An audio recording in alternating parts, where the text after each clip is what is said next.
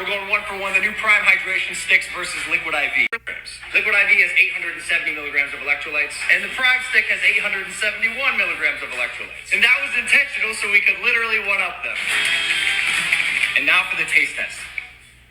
Liquid IV it's not bad, but it is a little salty.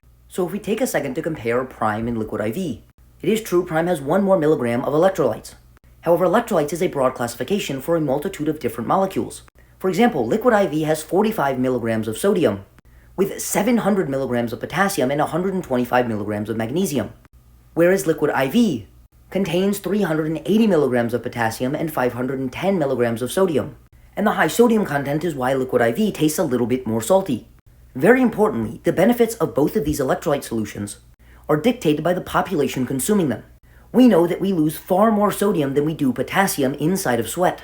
And the ratio of sodium to potassium is basically perfect inside of Liquid IV for electrolyte losses during exercise, whereas Prime is far, far lower in sodium, and for those who are exercising losing a lot of sodium via sweat. The consumption of Prime doesn't provide them with the correct ratio of sodium to potassium that they need to replenish. With that being said, in the average population, between 85 and 90% of individuals are consuming more than the RDA for sodium, and only about 2% of the population is consuming the RDA for potassium. Therefore, in the general population who are consuming large amounts of sodium and inadequate amounts of potassium, Prime may actually be beneficial, but once again, if it's being made for athletes and branded for athletes, this electrolyte concentration is inadequate. Additionally, we know that a high potassium diet increases urine output. Therefore, the consumption of Prime may increase body water loss and further exacerbate dehydration that may occur alongside exercise.